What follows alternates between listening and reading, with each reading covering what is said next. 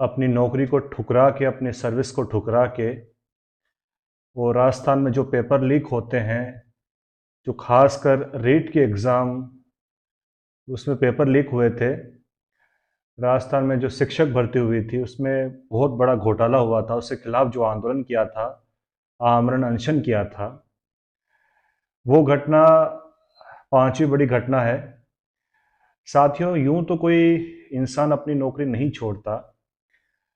मेरी शानदार सर्विस थी, शानदार कैरियर था, शानदार सैलरी थी, शानदार प्लेस ऑफ ड्यूटी था, जयपुर पोस्टिंग थी मेरी। तो ये सब कुछ त्याग के, ये सब कुछ छोड़ के मैं क्यों आंदोलन करूंगा? क्यों इस लड़ाई में मैं कूदूंगा? क्यों सरकार से मैं झगड़ा मोल लूंगा? इसके पीछे कोई तो कारण रहा होगा।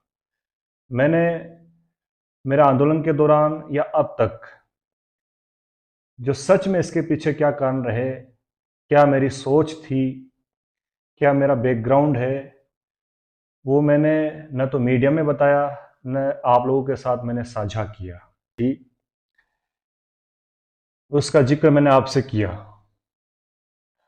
मेरी पोस्टिंग जयपुर थी। बिल्कुल सुख की जिंदगी व्यतीत कर रहा था। तो मैं और मेरा दोस्त, कई बार हम शाम को राजस्थान यूनिवर्सिटी के पास में जनता स्टोर है, गांधीनगर थाने के पास में, वहाँ पर कई बार हम टहलने जाते थे शाम को।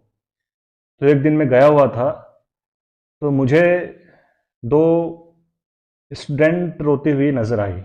मुझसे लगभग मेरे सामने ही खड़ी थी।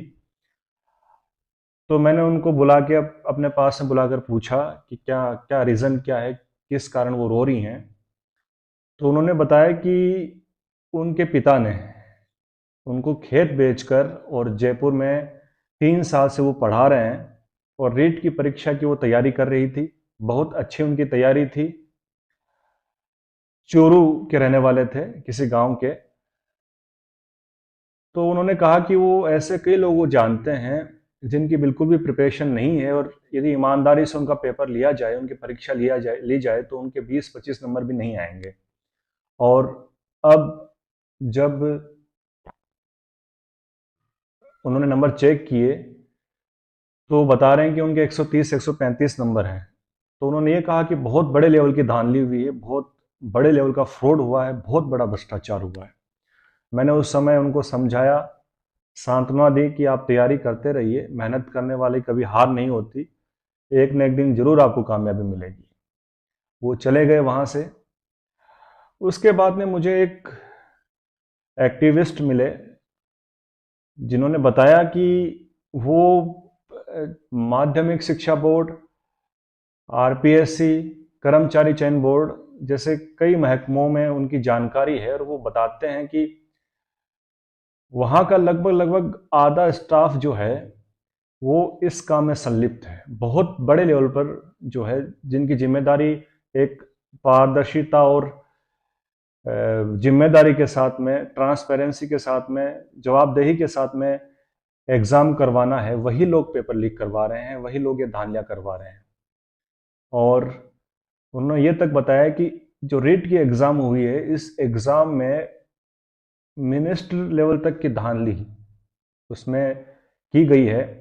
मिनिस्टर के संज्ञान में वो चीज़ें हैं, जो आयोग के अध्यक्ष हैं जरोली साहब, उनके वो संज्ञान में है। वो चीज़ें मुझे बताई गई। उसके बाद में मैंने डिसीजन लिया कि हमारा शिक्षक जो है वो हमारे देश की रीढ़ की हड्डी है। हमारे देश का भविष्य बनाना और उसका भविष्य बिगाड़ना वो शिक्षक के हाथ में है।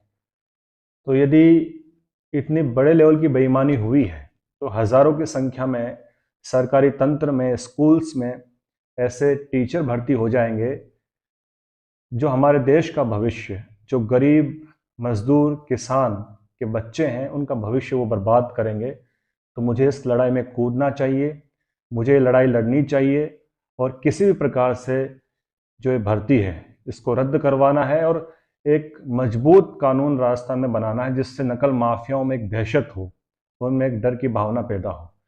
तो उसके लिए मैंने सबसे पहले राजस्थान के मुख्यमंत्री